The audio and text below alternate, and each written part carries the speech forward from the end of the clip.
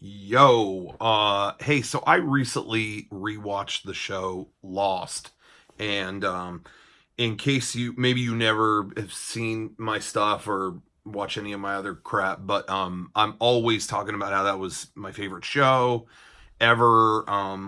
Just one of my favorite pieces of entertainment ever made. And if you have seen my stuff before, you're probably tired as hell of hearing about it. So I'm keeping all my thoughts contained to this video. I really wanted to like tweet throughout like rewatching it because I had a lot of different thoughts.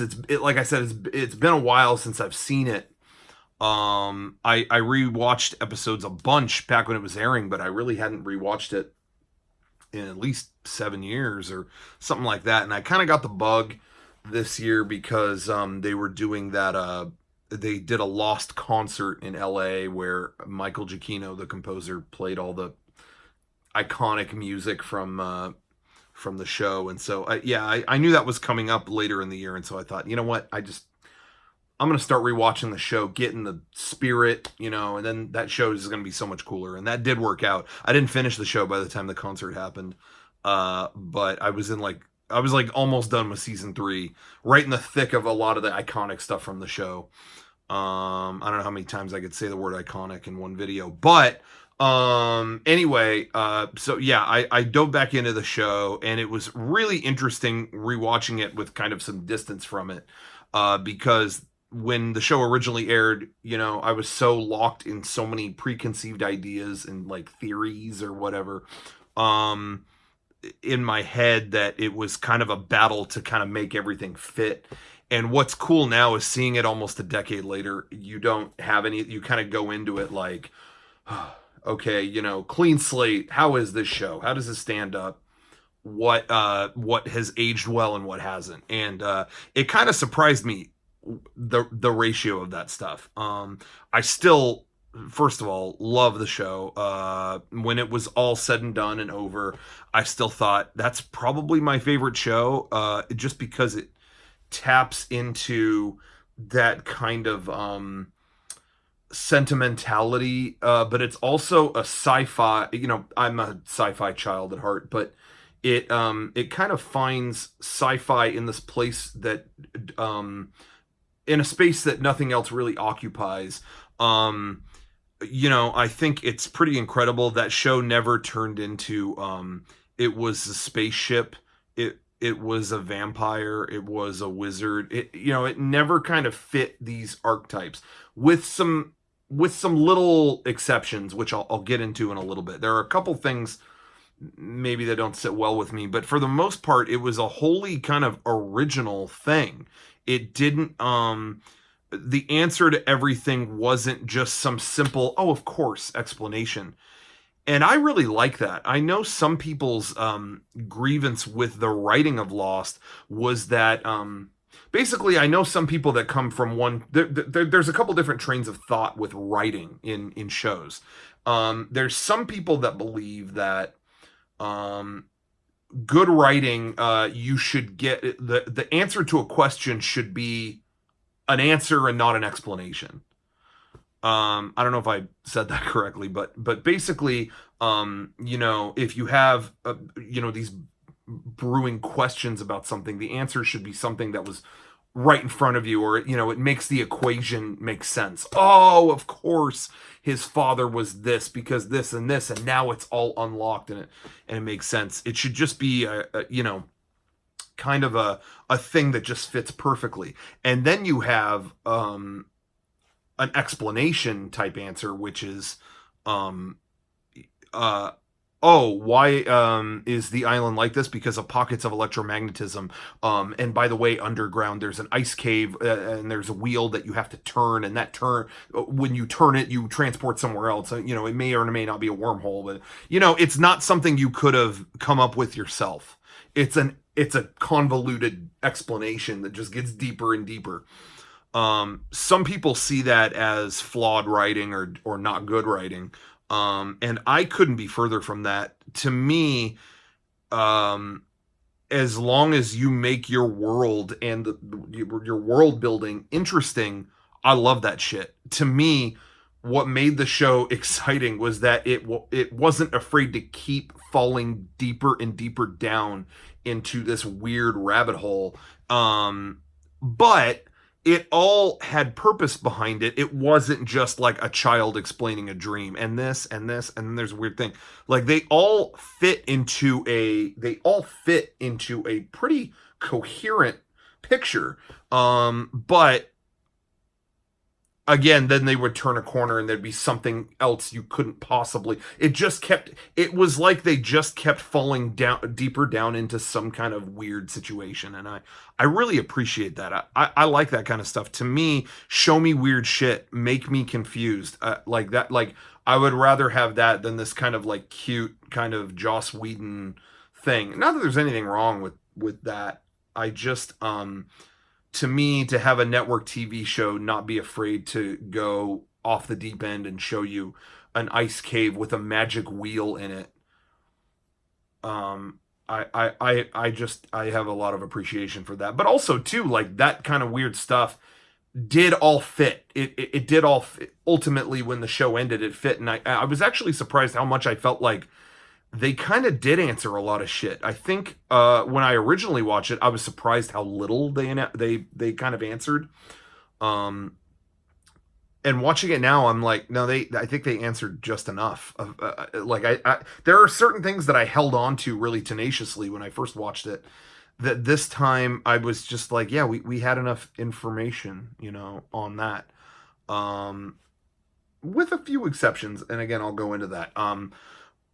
I was really surprised when I started the show how much there was. Obviously time gives you perspective on this stuff, but how much of the first season was steeped in or kind of imprinted upon by post 9/11 like fear and confusion.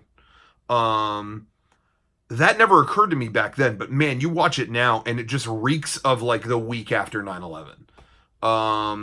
Everyone's just dodgy about what happened to the plane, and there's tons of kind of like racial pressure put on the Saeed character.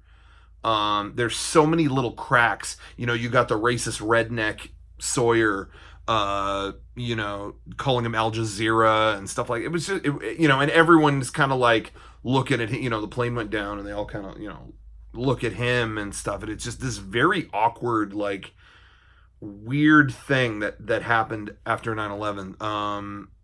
And there's a lot of it in that first season. There's a lot of tension there. So I was surprised by that. Even Boone, like walking around talking to people, he's trying to like collect names for the manifest, or trying to match names to the plane manifest. Oh no, he's not. Sorry, I'm an idiot. Oh my god, Hurley is doing that, and Boone comments that he's like, "I don't like your little Patriot Act that you're doing here." It's just all that kind of fear and confusion that was happening in that post 9/11 time. I was surprised how much of that was in the first season. But really, watching the first season, it really is kind of incredible. I remember people used to always be like, "Oh, the first season's so good. I don't care about the rest of it. The first season's so good." And I never understood that. To me, Lost just kept on going on a bigger and bigger adventure, and that was exciting to me. And I loved that it went so off the deep end into sci-fi, and that it didn't do that at first, that it kind of like dug its claws in first and then went down the sci-fi route by the end. But watching it now, I do have a different perspective. I'm able to see it for what it is, and I do see where people are coming from. That first season really is so succinct and perfect in terms of telling individual stories, character stories that all stand on their own, but then you have this overarching thing drawing them to a head, which is in that season's the hatch. That's kind of the mystery, that's the glue behind all this. It's like, is what's behind there, is it hope, or is it something else? I really think that is one of the best seasons of television ever. The first season really just nails all those things. It can be both. It's standalone stories and an overarching kind of insane story. So now I recognize that. Watching season two was something that I went back and forth on a bunch when it aired, or after it aired, I should say. It had, I remember when it specifically aired on TV, they dicked around with the schedule so much that it was hard to like know when it was coming back. So I remember that was frustrating, and I always thought like maybe that's why people are frustrated with the season so much, is they're not patient, and I tend to be more patient with shows, but I understand some people don't want to be, and I get that. But watching it now, some of the best revelations ever are in the second kind of the latter half of season two, maybe a little further on. But yeah, a lot of season two, it's really tied to the hatch so much that it's just like, are we going anywhere? We're not doing like jungle adventures, or just kind of like keep going back to this room. We keep going back to the gun closet that they locked this dude up. And the addition of Ben, the Ben character, is like the best thing that could happen to the show. So that, I mean, there's great stuff in season two, and the finale is incredible. But yeah, it's just kind of bound to that one location. I think that might be my least favorite season.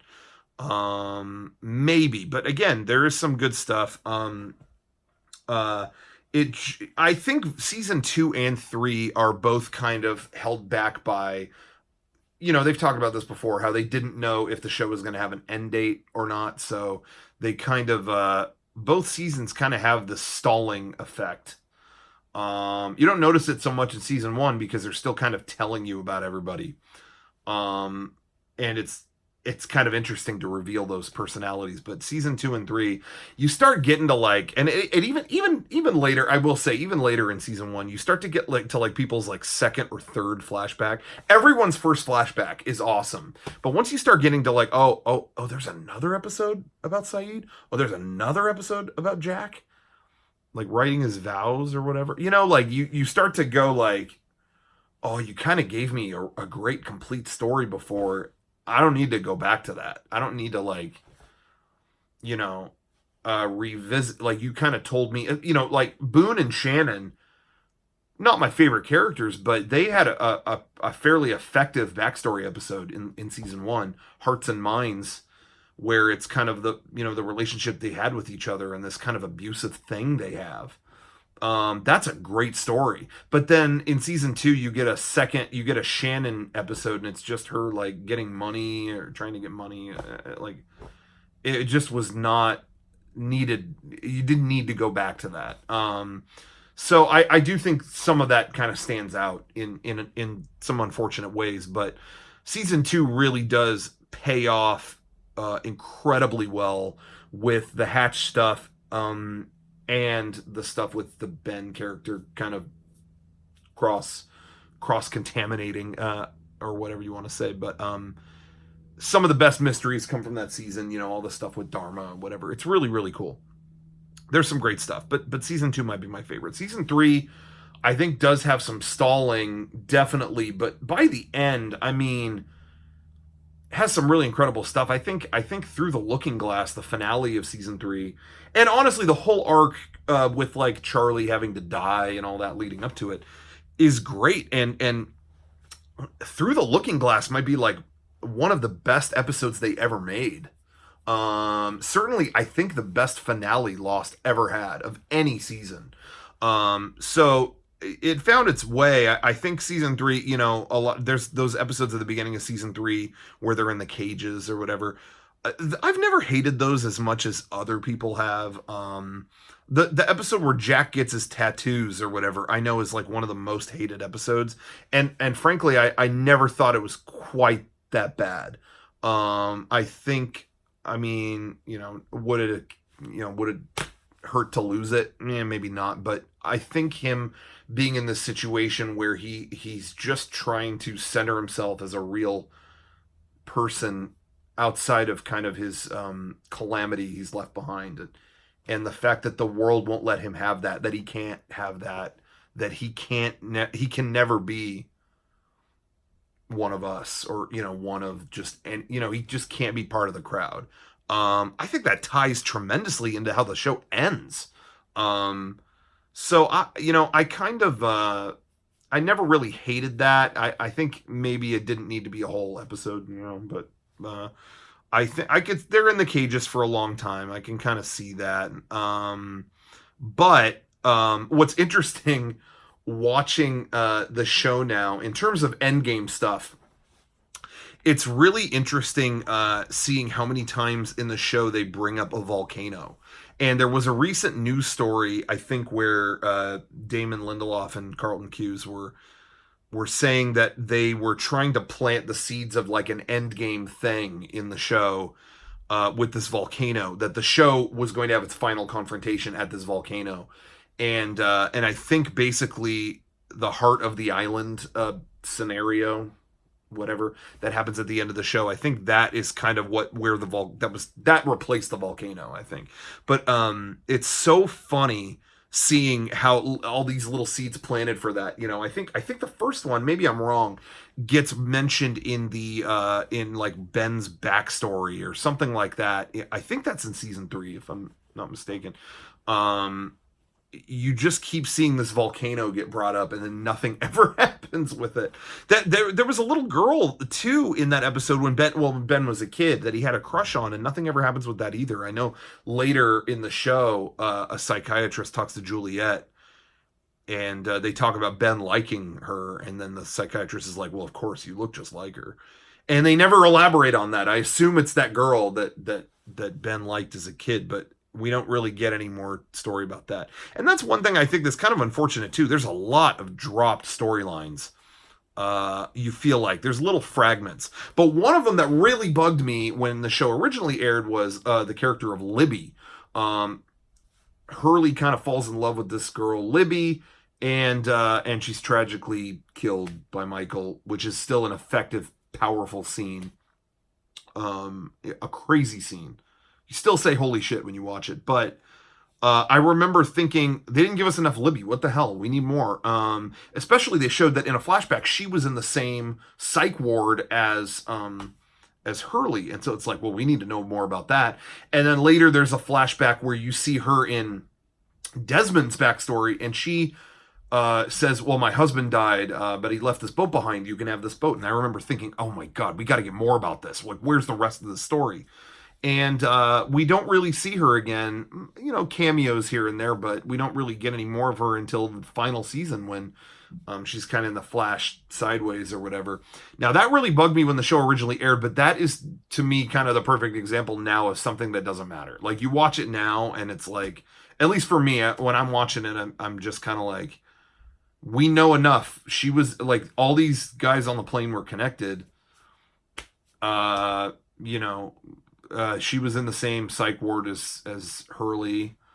And later we find out her husband died and she didn't take it too well. What more do we need to know there? You know what I mean? I do think that some of the interviews and podcasts the creators of the show did way back when might have done damage, because I guess I was kind of looking into it, and I guess during the run of the show, they said Libby was going to be way more important, and you'll see her in somebody else's backstory, and she might be more crucial than we think. And, I wonder if, again, maybe that didn't do good for them to kind of say stuff like that. And then, because I know a lot of people who were expecting every single thing to be detailed, in a super scientific answer at the end of the show that didn't. And when they talked about their expectations, it was because of things that Damon said in an interview or the ABC marketing did. I think sometimes some works just have to speak for themselves. And I think Lost is definitely better when it does, and you don't hear people telling you what it should or shouldn't be. Anyway, so the Libby thing, that didn't even bother me this time. It was just like, yeah, we saw exactly as much as we needed to for that character.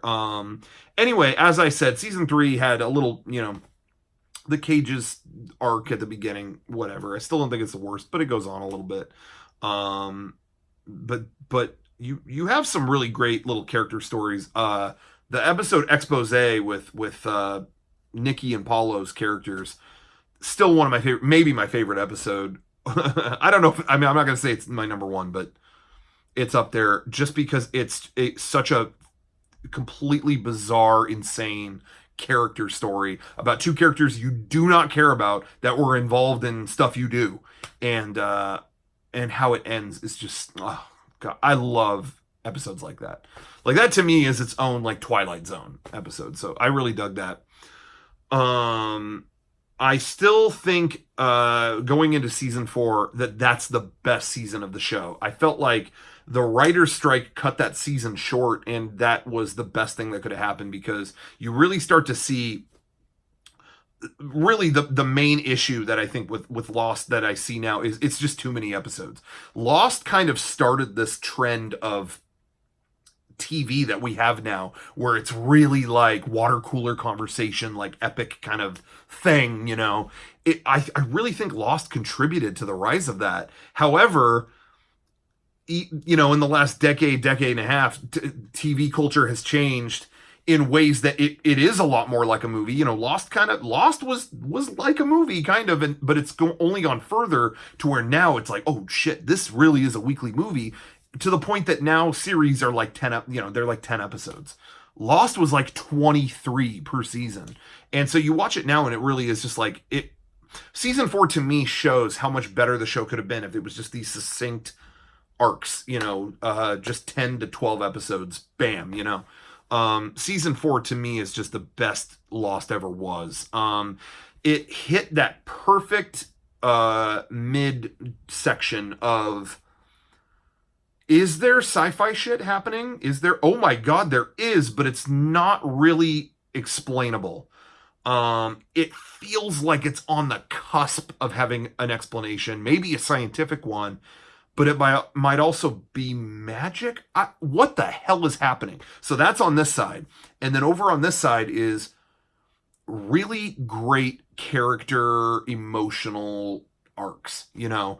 I mean, the episode The Constant is still, I think, objectively the best episode of Lost. A dude is dislodged from time mentally and has to find something he cares about, both back then and now, to lodge himself back into time. What a perfect vehicle for this love story, like across two timelines. Like that's a fucking modern day fairy tale. Like that's just so perfect.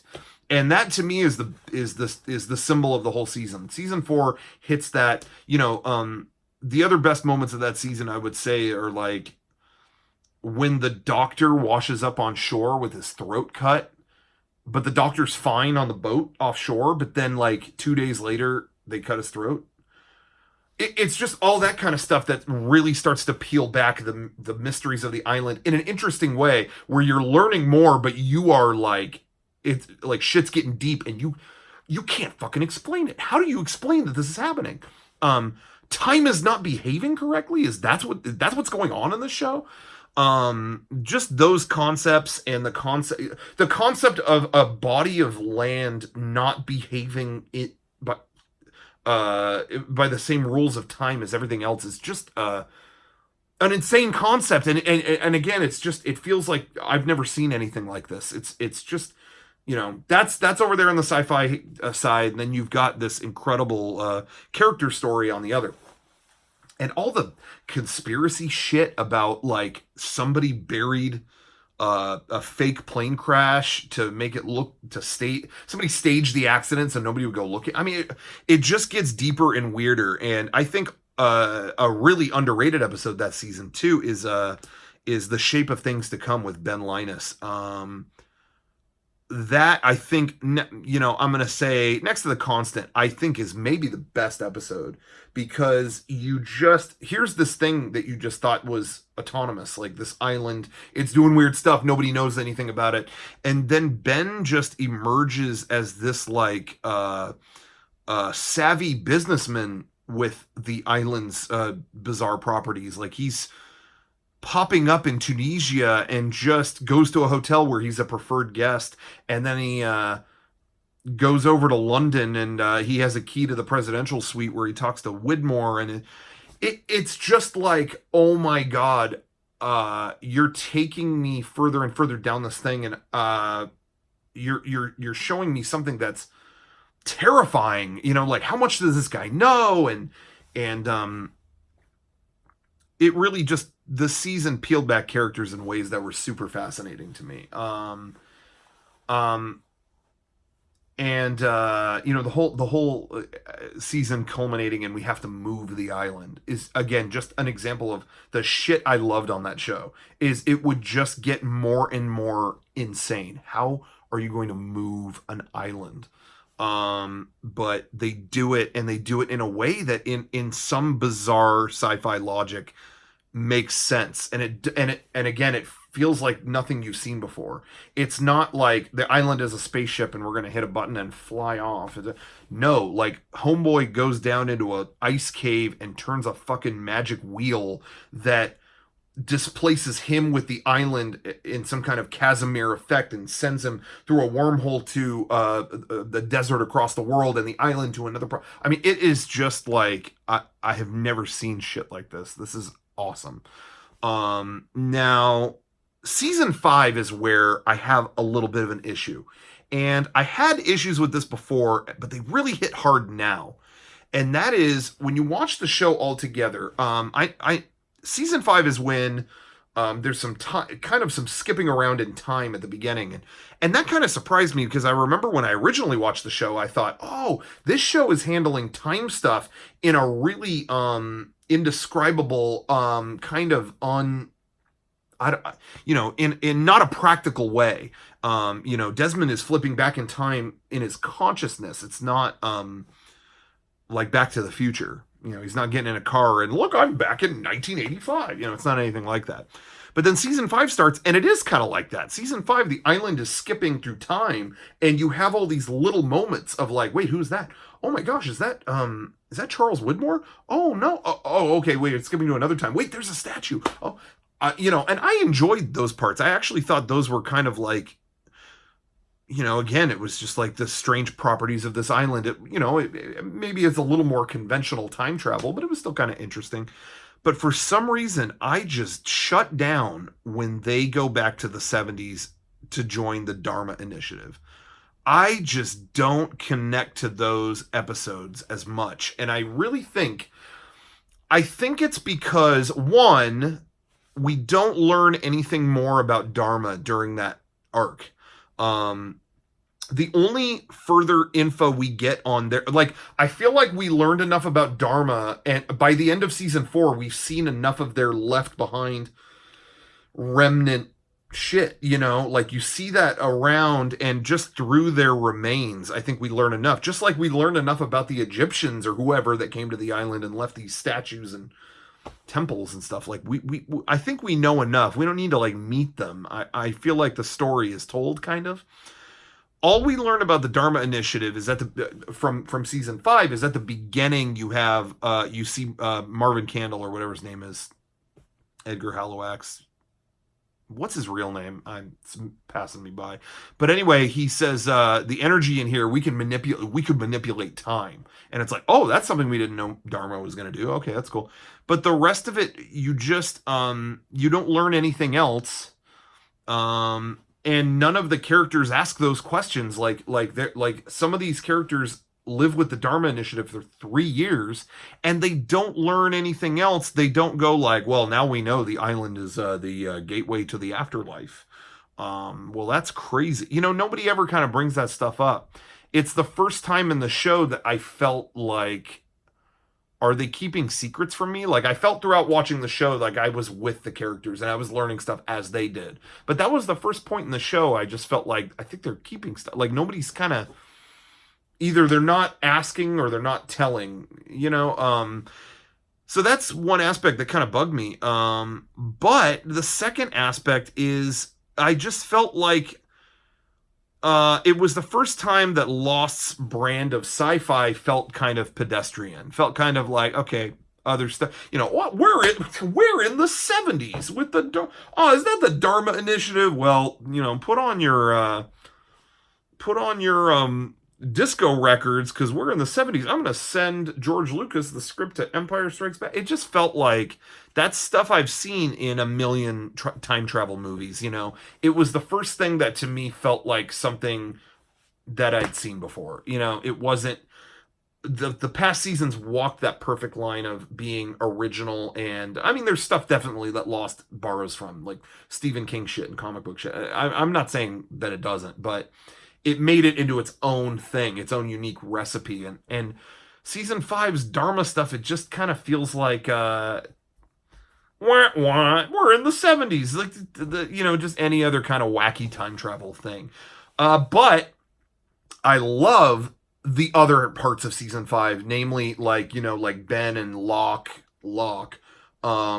in their time period, and they go into the temple, and he asks for forgiveness, and Ben sees his daughter and all that. That shit is amazing. Like, I think that kind of balances things out a little bit. The finale is not my favorite, but again, the shit with Jacob really carries the whole episode. You finally see this deity that we've been hearing about, and season six, when it aired, I remember kind of being disappointed by, because it just it felt like watching a 16 episode sports game without knowing the rules. It's like, I don't know where everyone's headed towards or what their ultimate goal is, and they keep bringing up rules, and I don't know what the rules are, and I don't really know where everyone's headed. Season six, man, is so much better when you watch it now, after you've seen it. Like when you watch it for a second time, basically, it stands up a lot better. It still does. There's still a couple things the show doesn't quite deliver on, but man, it's a lot better when you know the stakes. I just feel like I totally understand the reaction of disappointment seeing it now, because if you don't know anything about it, you really don't know, like, why is the world going to end if the Man in Black leaves? Why everyone just keeps going, everyone will die, nothing will survive if he leaves, and it's like, why is he just going on a killing spree or what? And you watch it now and you know the rules. You know that for him to leave the island, either the candidates have to die and no one's protecting the island, or the island has to be destroyed. And the island is this source of life, death, and rebirth. We learn that in season six. At the end, we learn that it's important to humanity. Is it the gateway to the afterlife? Is it where life began? The island is obviously, and I implore you to watch these later episodes again, but it's a living thing. It has a heart, and there are ventricles pumping out of it. When they go down into the heart of it, there is water coming out of that area. The island's a living thing. Is it God? I don't know, but season six is a lot more intense when you know the stakes. When the first time you watch it, you kind of don't know what happened until the end, which, I mean, that's inherent to a lot of twist related things, but you know what I'm saying. It's just like, you kind of need to know the stakes a little bit. And then it's a lot better. But I do think season six does fail in a few regards. I think the show fails Saeed. Saeed was one of my favorite characters ever. What he goes through is this, like, he dies. Oh no, he's not dead. He's like haunted by the shit he did, and he's claimed by darkness, and that whole thing is kind of murky. But also too, like, even throughout that season, he's talking about, like, I've killed more people than I can even count. I've hurt so many. And in the afterlife, he I don't feel like he quite struggles with that. Like, he does a little bit, like, it holds him back, but at the end, he's in the church with everybody else. I think they handled Ben great. Like, Ben did a ton of fucked up stuff in his life, and they deal with it great. Like, he kind of has this story in the afterlife, the Flash Sideways, whatever, where he kind of eats crow about his own power, and even at the end, they all go into the church to ascend, or to, wherever, move on together, and he's like, I don't think I'm going in. I'm staying. I'm staying outside. I got things to work out. Even Michael, the character of Michael, he's stuck on the island. He's like, me and these other whispers, we can't move on. Like, I can't after what I did.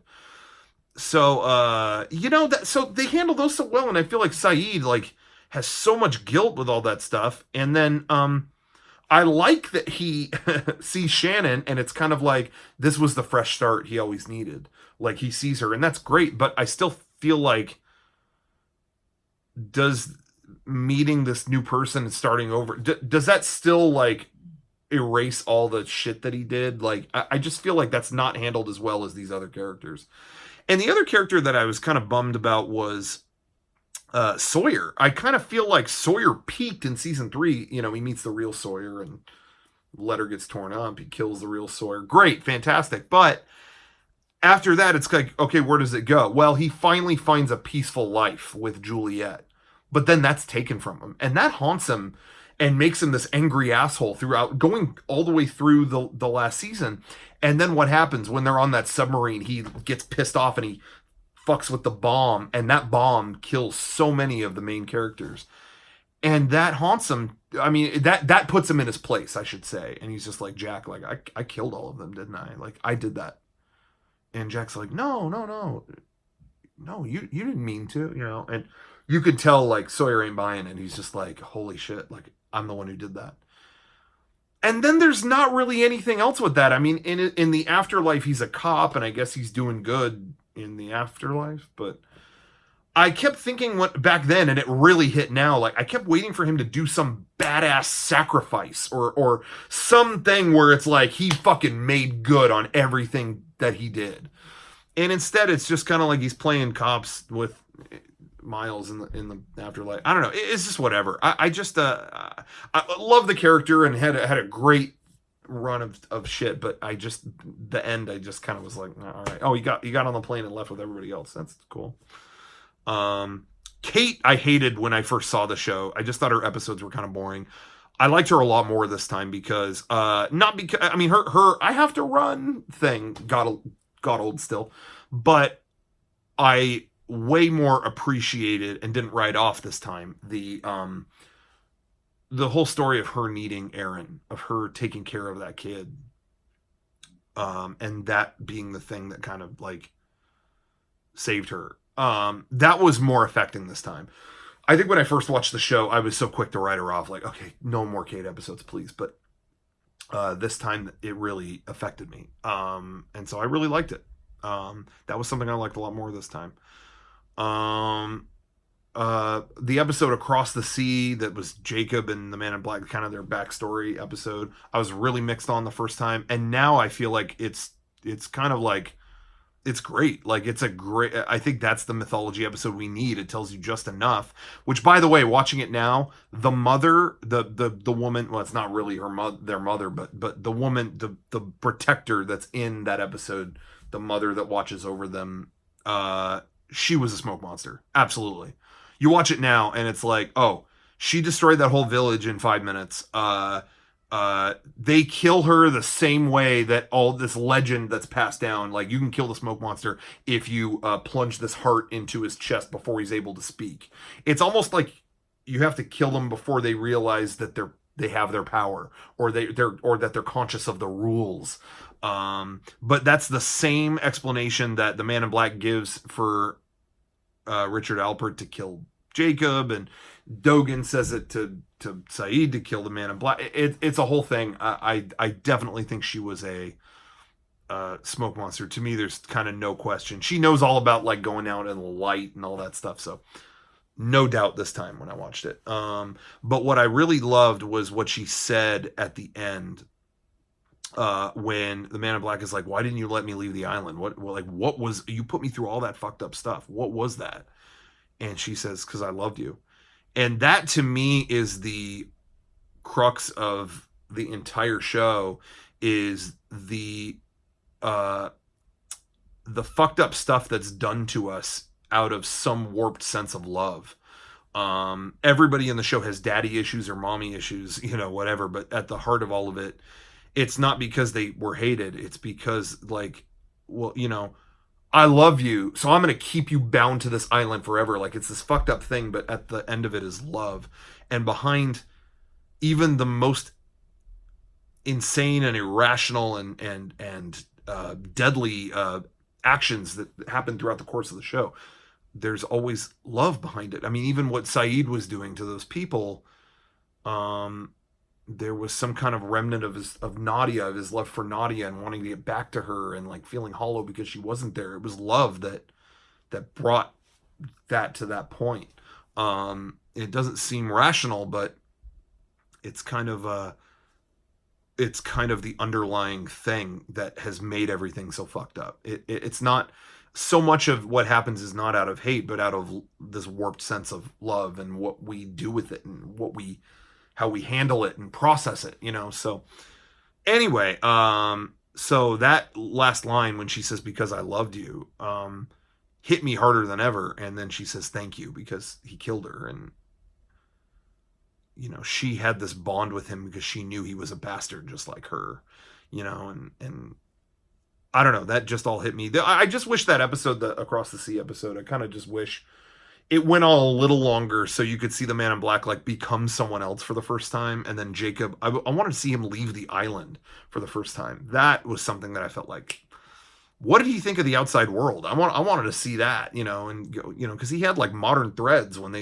you know, went to visit him at that foot or whatever. Like, where'd he go shopping? You know, I want to see him at the mall. You know, that'd be cool. But anyway, so yeah, that's all that. And then the finale, I still really like the finale. There's stuff that I wish they, again, like you know, maybe there's more stuff they could have covered. But I think the finale is an incredibly emotionally satisfying finale, and I don't, you know, I think there are people who attack the finale, but I don't really think they're attacking that episode. That episode is emotional and awesome and pays such great homage to all these great characters. If it's a matter of you not getting all the answers you wanted, I think that was something that maybe could have happened over the course of the season. I think the last episode is fucking good. You know what I mean?